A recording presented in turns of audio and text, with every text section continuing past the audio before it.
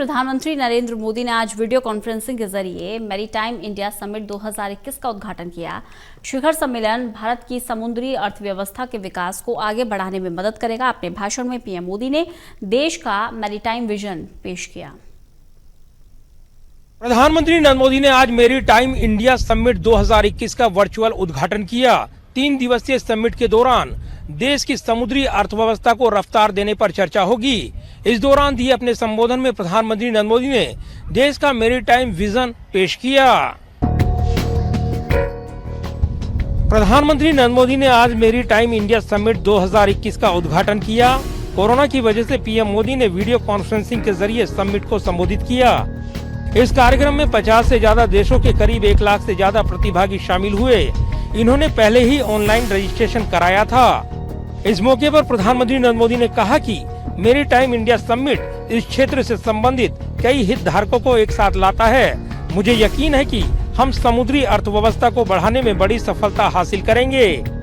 इस आयोजन में कई देश भाग ले रहे हैं। इनमें सीईओ और राजदूत भी शामिल हैं। 50 देशों के 1 लाख से अधिक प्रतिभागियों ने MIS समिट 2021 के लिए ऑनलाइन पंजीकरण किया है। समिट 4 मार्च तक निर्धारित है। इस मौके पर पीएम मोदी ने मैरीटाइम इंडिया समिट में ई-बुक मैरीटाइम इंडिया विजन 2030 का विमोचन भी किया। अपने संबोधन में पीएम मोदी ने कहा कि शिखर सम्मेलन के माध्यम से मैं दुनिया को भारत आने के लिए आमंत्रित करना चाहता हूं और हमारी विकास यात्रा का हिस्सा बनाना चाहता हूं। भारत समुद्री क्षेत्र में बढ़ने और दुनिया की एक अग्रणी ब्लू अर्थव्यवस्था के रूप में उभरने को ईमानदारी से आगे बढ़ रहा है। Our nation has a rich maritime history. Civilizations flourished on our coasts.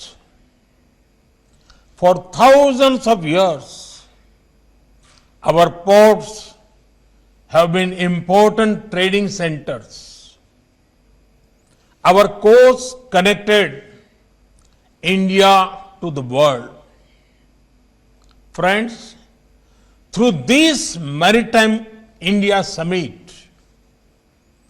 I want to invite the world to come to India and be a part of our growth trajectory. India is very sincere about growing in the maritime sector and emerging as a leading blue economy of the world. PM Modi ने कहा कि हमारे राष्ट्र का एक समृद्ध समुद्री इतिहास है। हमारे तटों पर सभ्यताएं फली फूली। हजारों वर्षों से हमारे बंदरगाह महत्वपूर्ण व्यापारिक केंद्र रहे हैं। हमारे तटों ने हमें दुनिया से जोड़ा। ये शिखर सम्मेलन इस क्षेत्र से संबंधित कई हितधारकों को एक साथ लाता है।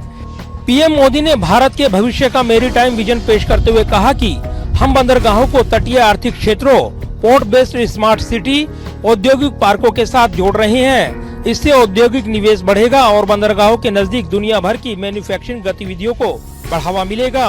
पीएम मोदी ने कहा कि साल 2016 में सरकार ने बंदरगाहों से जुड़े विकास को बढ़ावा देने के लिए सागरमाला प्रोजेक्ट शुरू किया है। इसके तहत साल 2015-2035 के दौरान 6 लाख करोड़ रुपए की लागत से 574 से अधिक प्रोजेक्ट शुरू करने के लिए पहचान की गई है। इस दौरान प्रधानमंत्री नरेंद्र मोदी ने कहा कि हमारे भारतीय तट क्षेत्र से 189 लाइट हाउस में से 78 को पर्यटन के तौर पर विकसित करने की योजना है। पीएम मोदी ने कहा कि हम बंदरगाहों में निजी निवेश को प्रोत्साहन देंगे। We are integrating our ports with coastal economic zones, port-based smart cities and industrial parks. This will anchor industrial investment and promote global manufacturing activity near ports. We have drawn up a program for developing tourism in the land next to 78 lighthouses. The key objective of this initiative is to enhance development of the existing lighthouses and its surrounding areas into unique maritime tourism landmarks.